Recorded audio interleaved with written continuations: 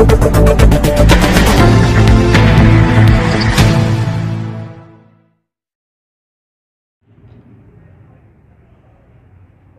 लोक गेले म्हटल्यावर यांनी थांबणं अपेक्षित आहे.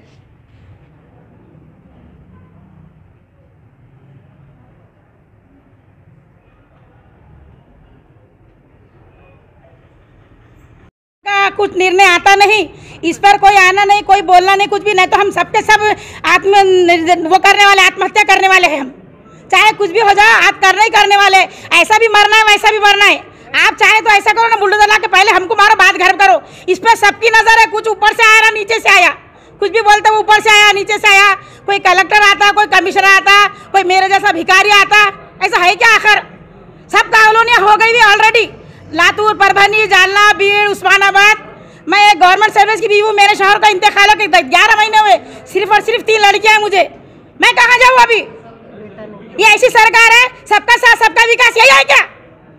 इंसानियत की वो कर रहे एकदम से, नहीं बोल रहे तो.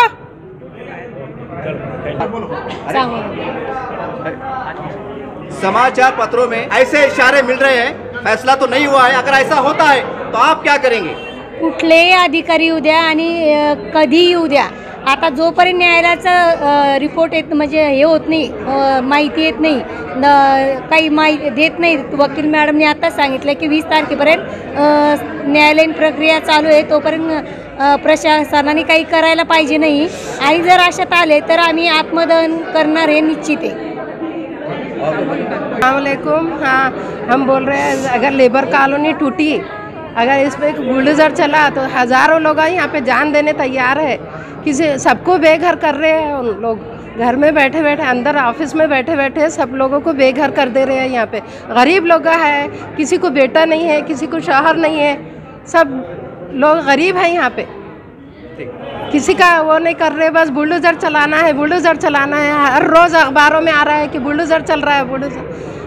लोगों ने खाने पीने सब छोड़ दिए, नींद हराम हो गई है लोगों को. सब लोग यही कर रहे हैं कि बस रातों को देखो तो खड़े हुए हैं सब. कहाँ बुलडोजर आ रहा है और कहाँ कोई आ रहे लोग तोड़ने. कहीं लाइट वाले आ रहे काटने को, कहीं नल वाले आ रहे हैं सब.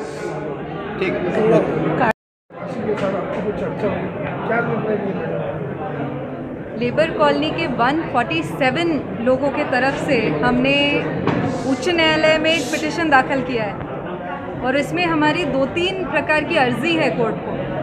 एक है कि इन्होंने जो हमारे को नोटिस दी है डिमोलिशन की, उसको हमने चैलेंज किया है.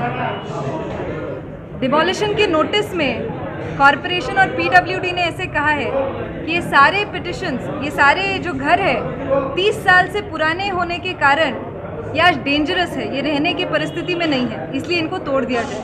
ये करते वक्त कोई भी साइंटिफिक टेस्ट ली गई नहीं थी, कोई भी प्रकार का प्रॉपर स्ट्रक्चरल ऑडिट जो कायदे में ज़रूरी है वो किया नहीं गया था. 2017 में कल्याण डोंबिवली में एक इसी प्रकार की घटना हुई थी, जब वहाँ के जो स्लम एरिया, चाल जिसको कहते हैं, उसको तोड़ने का प्रकरण बृहन मुंबई कॉरपोरेशन ने किया था.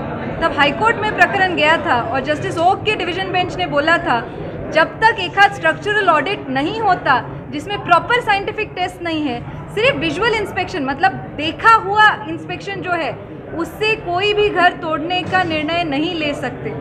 वो जजमेंट हमें डायरेक्टली लागू होता है. उस कारण गार्डियन मिनिस्टर जब आए थे, इस नोटिस में लिखा गया था कि 8 तारीख को ही ये सब घर तोड़ दिए जाएंगे, डिमोलिश कर दिए जाएंगे. फिर भी जब इन लोगों का रोष देखा, इन लोगों की पूरी स्थिति देखी जहाँ ये बेघर होने के सिचुएशन में थे, तब कई पॉलिटिकल पर्सन्स यहाँ आए और गार्डियन मिनिस्टर ने एक बहुत अच्छा स्टैंड लिया था और उन्होंने स्टेटमेंट दिया था कि जब तक हाईकोर्ट का कोई डिसीजन नहीं होता हम कोई ऐसी कार्रवाई नहीं करेंगे और हम हाईकोर्ट के डिसीजन के अधीन रहकर, मतलब वो डिसीजन सुनकर ही जो भी करना है वो करेंगे. अब न्याय व्यवस्था पे इन लोगों ने अपना भरोसा रखा है, वैसा ही भरोसा शासन भी रखे, ये अपेक्षा है. मैडम, समाचार पत्रों में आ रहा है कि कल हो सकता है कि जिलाधिकारी कार्यालय पे एक बहुत महत्वपूर्ण बैठक हो और हो सकता है कल बहुत बड़ा निर्णय लगे. अगर मान लीजिए अगर ये आपका पक्ष क्या रहेगा? ऑलरेडी ऐसा एक नोटिस वो हमें दे चुके हैं कि 8 तारीख को ये घर तोड़ेंगे फिर भी उन्होंने इतना संयम दिखाया है कि जब एक मैटर हाईकोर्ट में प्रलंबित है तब वो कोई भी ऐसी स्टेप नहीं लेंगे जिससे हाईकोर्ट का किसी तरह ये पिटिशन इन्फ्रक्चुअस हो जाए। हमारी जो भी मांग है हाईकोर्ट समझ लीजिए हमारे विरोध में जाता है, तो ये करने के लिए बिल्कुल ये कर सकते हैं, लेकिन बिना वो सुने अगर ये कुछ करते हैं तो ये लॉ एंड ऑर्डर की सिचुएशन के खिलाफ होगा और उनके खुद के पालक मंत्री के स्टेटमेंट के खिलाफ होगा। अभी 2 दिन पहले ये बात सामने आई थी कि 130 लोगों को जो 300 स्क्वायर फीट जगह देने वाली जो बात सामने आई थी, तो इसमें यहाँ पर के कितने लोग सहमत हैं और उसूलन क्या होना चाहिए मैडम? कितने लोग मन से सहमत है ये तो कोई भी नहीं होगा। आप सोच सकते हैं यहाँ वो इतने सालों से रहते हैं, ये हार्ट ऑफ द सिटी का कोई एक जगह है और ऐसे लेबर कॉलोनीज जो महाराष्ट्र में बाकी जगह थे उन सबको मालकी हक दिया गया। तो इन लोगों ने वैसे रीजनेबल इंसान की तरह सोचा जाए तो नहीं लेना चाहिए, लेकिन उनको आज प्रेशराइज किया जा रहा है। उनको एक फियर साइकोसिस की वजह से अगर कोई तैयार हुआ तो होगा, लेकिन इसमें लीगल एस्पेक्ट क्या है? लीगल एस्पेक्ट ये है, ये दिखाता है कि ये कलरेबल एक्सरसाइज ऑफ पावर है। इधर आप बोलने को आए कि ये बिल्डिंग्स डैमेज हुई है इसलिए हमें तोड़ना है, फिर आप मालकी हक देखकर दूसरी जगह क्यों इनको जगह दे रहे हैं? आपको सही में इनको इविक्ट करना है, इनको निकालना है। आपकी इविक्शन के सारे तरीके चले नहीं, इसलिए आपने ये नया तरीका ढूंढ के निकाला है कि ये बिल्डिंग्स पुरानी है, इन बिल्डिंग्स को तोड़ दिया जाए। मैडम, एक सोशल मीडिया पे एक अफवाह चल रही है कि कुछ जमीन माफिया जैसे लोग राजनीतिक से मिलकर उनका जमीन के अंदर इंटरेस्ट है, क्या आपको लगता है? हो सकता है, बिल्कुल हो सकता है। उसके बारे में क्या प्रूफ है मेरे पास? कुछ भी नहीं है, लेकिन हमने हमारे पिटिशन में भी बोला है इसके पीछे ऐसे कोई लैंड माफिया है जो चाहते हैं कि इस लैंड पे कुछ और बनाए, उसमें कॉन्ट्रैक्टर्स लगाए। ये सब उनके जहन में बातें हैं, इसलिए इन लोगों को बेघर करके इस ज़मीन का इस्तेमाल करने की कोशिश कर रहे हैं। मैडम, वहाँ पे एक वकील है, अभी आपकी तैयारी क्या है मैडम?